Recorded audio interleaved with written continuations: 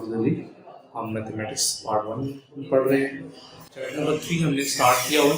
Chapter number 3 में 3.3 exercise जो है वो हम पढ़ रहे थे। आज हम 3.3 एक्सरसाइज के जो क्वेश्चन 8 है और क्वेश्चन 9 है, आज हम इनको कवर करेंगे। क्वेश्चन 8 और क्वेश्चन 9 दोनों ही डिटर्मिनेशन क्वेश्चन है और क्वेश्चन नंबर 8 लॉन्ग क्वेश्चन के हिसाब से बहुत इंपॉर्टेंट है ये। तो आइए शुरू करते हैं। Question number 8 shows that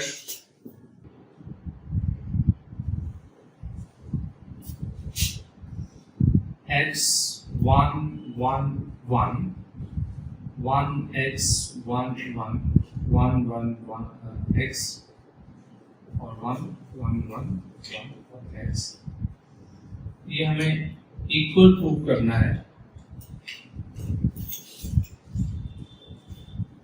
x plus 3 और उसके साथ है x माइनस 1 का क्यूब, x माइनस 1 इसका क्यूब। ये रिजल्ट हमें लेके आना है। यहाँ पर थोड़ा सा हम तो लिख देते हैं।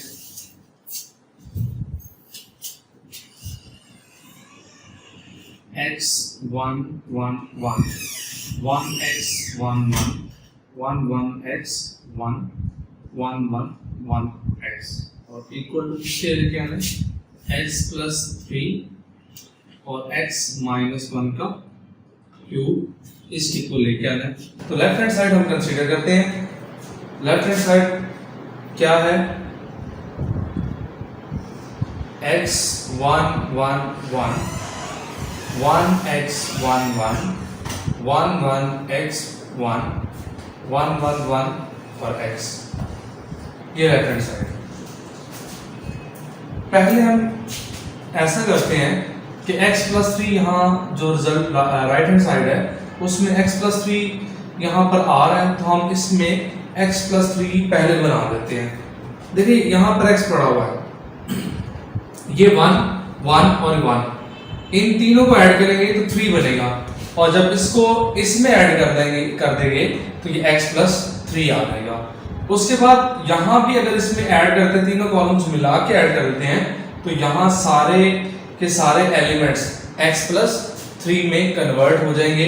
तो पहला ऑपरेशन जो हम करने लगे यहाँ पर वो क्या करने लगे हैं कि C1 में हम C2 C3 और C4 जो है वो मिला के इसमें ऐड करते हैं ताकि C1 सारे का सारा क्या बन जाए x प्लस 3 बन जाए। तो ये ऑपरेशन पहले हम करते हैं।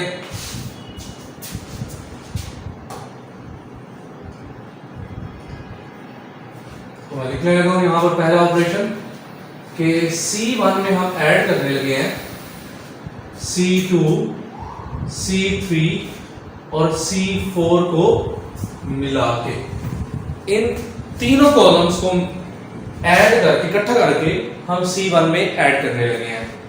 तो फिर C1 क्या हो जाएगा, यहां पे आएगा x में ऐड होगा 1 ये वाला, उसके बाद 1 ये वाला और 1 ये वाला। तो हम इसको डायरेक्ट लिख देते चले x प्लस 3, सिर्फ कॉलम 1 में चेंज आ रहा है। उसके बाद जब इसमें हम इन तीनों को मिला के ऐड करेंगे तो यहां भी x प्लस 3 आएगा। यहां पर हम इन तीनों को मिला के इसमें ऐड करेंगे तो यहां भी x प्लस 3 आएगा और जब यहां भी ऐड करेंगे तो यहां भी क्या आएगा x प्लस 3 आएगा और बाकी सारे कॉलम उसी तरह रहेंगे, 1 1 x और 1 और 1 1 1 और x। अभी तक ये हमारे पास आया। यहां पर हमें ये नजर आ रहा है कि कॉलम 1 में से हम x प्लस 3 जो है इसको कॉमन निकाल सकते हैं। तो हम इसको कॉमन निकाल लेते हैं। तो हम कहते हैं taking x plus 3 as common from C1 में से हम x+3 जो है इसको कॉमन लेके आने लगे हैं। तो यहां पर क्या आएगा, यहां पर x+3 आ जाएगा और फिर क्या आ जाएगा नेक्स्ट वन 1 1 1 1 और 1 और उसके बाद 1 1 1 x 1 1 1 x और 1 1 1 और x ये। उसके बाद हम क्या करेंगे, यहां पर 1 बना हुआ है, हमें ये पता है कि इस पोजीशन पर अगर 1 आ जाए उसके नीचे हम 0 बना दें या उसके सामने 0 अगर बना दें तो ये जिस रो में होगा और जिस कॉलम में होगा उसको हम एलिमिनेट कर सकते हैं। तो यहाँ 1 बना हुआ है, हम ऐसा करते हैं हम इसके नीचे 0 बना देते हैं। तो यहाँ अगर 0 बनाना है तो ये R2 है, तो R2 में से R1 को माइनस करना पड़ेगा, R3 में से भी R1 को माइनस करना पड़ेगा और R4 में से भी R1 को माइनस करना पड़ेगा। और ये ऑपरेशन हम क्यों कर रहे हैं, ताकि 1 के नीचे जो है वो सारे क्या बन जाए 0 0 आ जाए। तो ये ऑपरेशन करेंगे तो क्या आ जाएगा x+3 तो बाहर आएगा ही आएगा। उसके बाद R1 में चेंज नहीं आया, R1 वैसे का वैसे ही रहा 1 1 1 और 1। उसके बाद 1 - 1 0 x - 1 1 1 और 1 -1। उसके बाद जब ये माइनस करेंगे तो यहाँ 0 और यहाँ R1 हम माइनस कर रहे हैं, 1 - 1 क्या होगा, यहाँ भी 0 आएगा, x - 1 आ जाएगा और 1 - 1 जो होगा वो जाहिर सी बात है 0 आएगा। उसके बाद नीचे जो है यहाँ भी 0 आएगा, यहाँ 0 आएगा, यहाँ 0 आएगा और ये x - 1 आएगा। तो ये डिटरमिनेंट हमारे पास लास्ट में रह गया। अब हमने ये बात की थी कि अगर हमारा डिटरमिनेंट अगर ट्रायंगुलर फॉर्म में है, ट्रायंगुलर फॉर्म मतलब या तो लोअर ट्रायंगुलर फॉर्म में होगा या अपर ट्रायंगुलर फॉर्म में होगा, तो ये अपर ट्रायंगुलर फॉर्म बन रही है, ये अपर ट्रायंगुलर फॉर्म बन रही है। तो इसमें हमने ये कहा था कि अगर ये डिटरमिनेंट सॉल्व करना है तो हमें सिर्फ क्या करना पड़ेगा, सिर्फ डायगोनल एलिमेंट्स को मल्टीप्लाई करना पड़ेगा। ये डायगोनल एलिमेंट्स हैं, अगर इनके नीचे सारे के सारे एलिमेंट्स 0 हो जाएं तो फिर भी क्या करते हैं, डायगोनल एलिमेंट्स को मल्टीप्लाई करते हैं आपस में। अगर ऊपर सारे के सारे एलिमेंट्स 0 हो जाएं तो फिर भी हम डायगोनल एलिमेंट्स को आपस में मल्टीप्लाई करते हैं इसका सलूशन निकालने के लिए। तो लास्ट में x+3 और फिर जब इनको मल्टीप्लाई करेंगे आपस में तो ये 1 है और ये x - 1 और x - 1 इनको हम इकट्ठा करेंगे तो क्या आएगा, x - 1 का क्यूब आ जाएगा, 3 दफा है तो ये क्यूब आ गया। तो क्वेश्चन नंबर 8 जो है ये हमारा सॉल्व हो गया। तो इसको भी हमें प्रॉपर्टीज यूज करते हुए डिटरमिनेंट की वो सॉल्व किया है।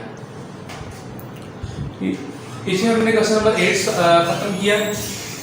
अब नेक्स्ट वन क्वेश्चन नंबर 9 है। इसमें वो क्या कह रहा है, फाइंड ए ट्रांसपोज, इसका डिटरमिनेंट फाइंड करना है, एंड ए ट्रांसपोज इनटू ए, इसका डिटरमिनेंट हमें फाइंड करना है इफ नंबर 1। इससे 2 पार्ट्स दिए हुए हैं कि हमें ए को ए के ट्रांसपोज के साथ मल्टीप्लाई करके उसका डिटरमिनेंट फाइंड करना है और उसके बाद ए ट्रांसपोज को ए के साथ मल्टीप्लाई करके उसका डिटरमिनेंट हमें फाइंड करना है। तो 2 पार्ट्स हैं, हम 1 बाय 1 इनको डील करते हैं। तो फर्स्ट पार्ट में लिख रहा हूं, जैसे फर्स्ट पार्ट होगा सेकंड पार्ट भी उस तरह से होगा। तो फर्स्ट पार्ट देखेंगे, ए हमारे पास दिया हुआ है, उसमें 2 रोज दी हैं और 3 कॉलम्स दिए हुए हैं। 3 2 -1 2 1 3 ये दिया। सॉल्यूशन देखते हैं इसका।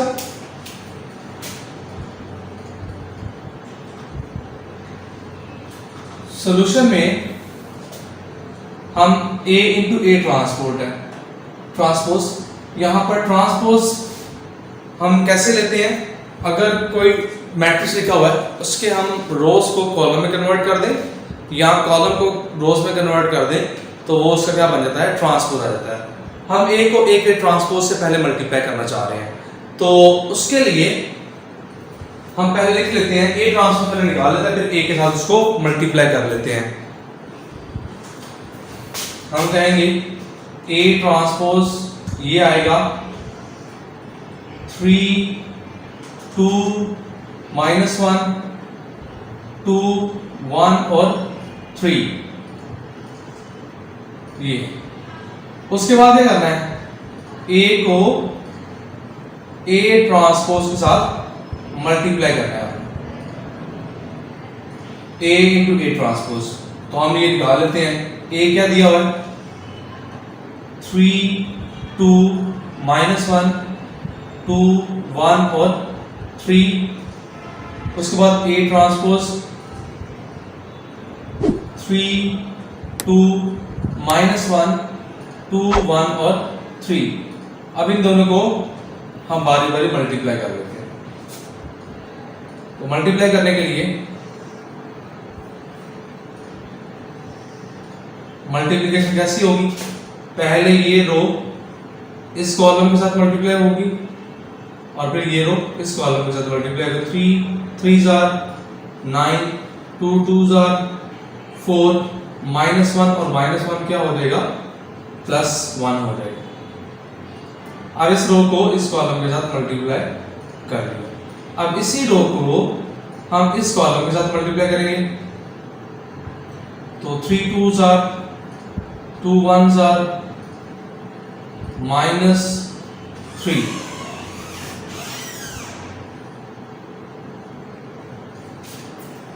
उसी तरह से अब सेकंड रो को हम मल्टीप्लाई करते हैं। सेकंड रो को हम मल्टीप्लाई करने लगे हैं दोनों कॉलम से, इस कॉलम के साथ भी और इस कॉलम के साथ भी। तो 2 को 3 के साथ करेंगे 6 आएगा, 1 को 2 के साथ करेंगे और 3 को -1 के साथ करेंगे, 2 को 2 के साथ करेंगे, 1 को 1 के साथ करेंगे और 3 को 3 के साथ करेंगे। तो ये हमारे पास रिजल्ट आ गया। तो ये आंसर क्या इसका आ गया, a इंटू ए ट्रांसपोज है, ये आ गया 14 और यहां पर 5 आएगा, यहां पर 5 आएगा और यहां पर भी 14 आएगा। अब इसका अगर डिटर्मिनेंट फाइंड करना है, इसका डिटर्मिनेंट फाइंड करना है तो इसको भी हमें डिटर्मिनेंट फॉर्म में लिखना पड़ेगा। तो 14 को 14 के साथ अगर इसको इसके साथ मल्टीप्लाई करते हैं 196, इसको इसके साथ करेंगे तो -25, तो 196 -25 171। तो ये इसका आंसर है। तो ये फर्स्ट वन अभी सॉल्व हुआ। तो सेकंड वन जो है इसका,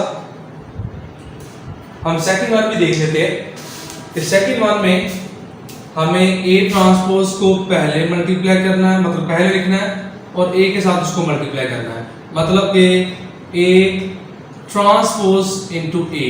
अब हम पहले ये फाइंड करते हैं, तो a ट्रांसपोज में पहले लिखना पड़ेगा, तो वो क्या है 3 2 2 1 -1 और 3 और साथ में क्या आएगा a लिखा हुआ नजर, a क्या है 3 2 -1, उसके बाद है 2 1 और 3। अब इनको जरा मल्टीप्लाई कर लेते हैं फिर से।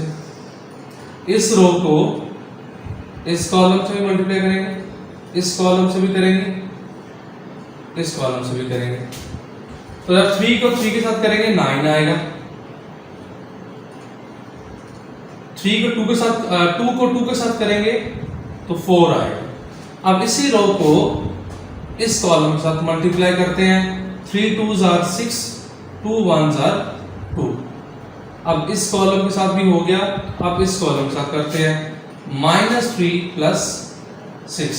तो अभी तक हमने सिंपल इसकी मल्टीप्लिकेशन की है कि मल्टीप्लिकेशन इसकी हम कैसे कर रहे हैं। अब नेक्स्ट वन, ये तीनों कॉलम्स के साथ इसको बारी बारी मल्टीप्लाई कर लिया।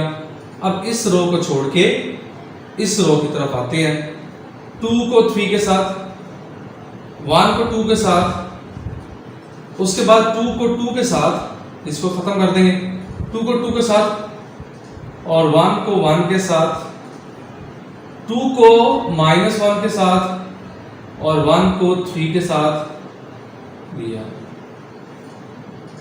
अब फिर से इसकी बारी भी खत्म हो गई। अब इसकी तरफ आते हैं थर्ड रो की तरफ, तो तीनों कॉलम के साथ 1 बाय 1 मल्टीप्लाई करना पड़ेगा।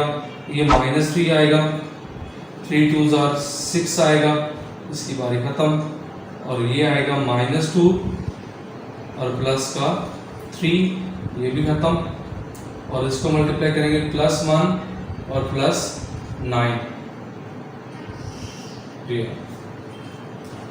अब इसको हम लिख लेते हैं कि क्या चीज बन रही है। A ट्रांसपोज इंटू A,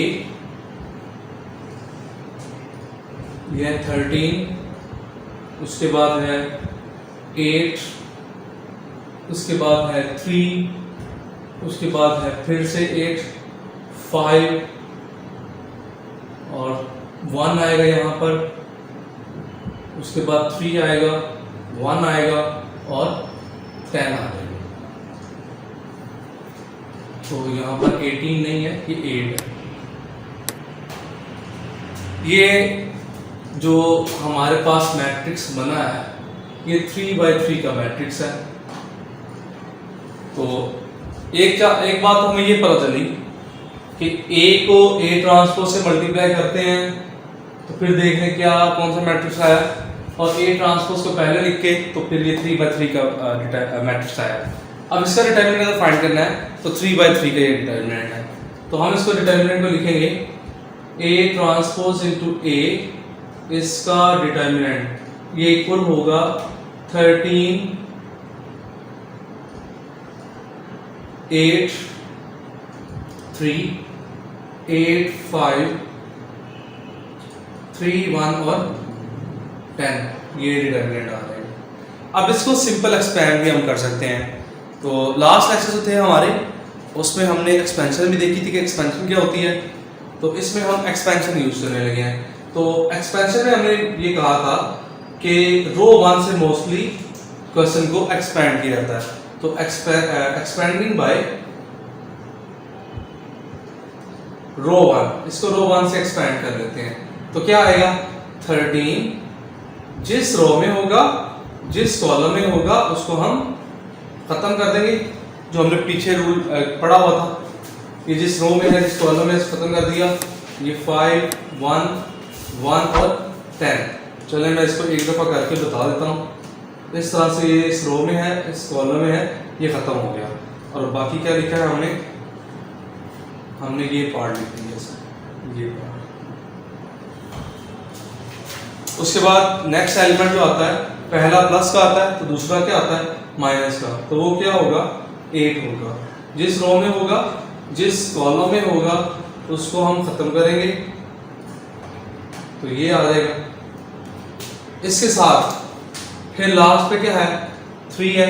ये भी जिस रो में होगा जिस कॉलम में होगा उसको हम एलिमिनेट करेंगे तो ये रिजल्ट हमारे पास आ जाएगा। अब उसके बाद ये 13, 5 को 10 के साथ 50, -1 -8, ये आएगा 80 और ये आएगा माइनस का 3। उसके बाद प्लस 3 8 माइनस 15 और ये है 13 49 70 और प्लस 3 और माइनस का 7। अब इसको हम मजीद सिंप्लीफाई कर लेते हैं। इनको अगर मल्टीप्लाई करते हैं तो ये आपके पास आएगा 637 आता है, और जब 8 को 77 के साथ मल्टीप्लाई करेंगे तो ये 6 और ये 16 आ जाएगा, 616 और ये माइनस का 21 आ जाएगा। और इसमें आप देख सकते हैं 637 और ये माइनस 637 होगा, तो आंसर क्या आ जाएगा? 0 आ जाएगा। तो इसका मतलब ये हुआ कि जो A ट्रांसपोज को पहले लिखा है, A के साथ मल्टीप्लाई किया, इसका डिटरमिनेंट लिया है, तो इसका आंसर क्या आया है? 0 आया है। तो ये हमारे आज के दो क्वेश्चन थे, क्वेश्चन नंबर 8 और क्वेश्चन नंबर 9, और उम्मीद है आप लोगों को समझ आ गई होगी। तो नेक्स्ट जो सेकंड पार्ट है वो आप लोगों ने खुद अटेम्प्ट करना है। नेक्स्ट लेक्चर में हम मिलेंगे जिसमें हम डिटर्मिनेंट की मज़ीद क्वेश्चन करेंगे, और इसके बाद एक लेक्चर हमारा बहुत इंपॉर्टेंट होगा जो कि किसी मैट्रिक्स का इन्वर्स निकालना होगा। 3/3 का, 2/2 का तो इन्वर्स निकालना बहुत आसान है, जो 9th क्लास में हम लोगों ने किया था।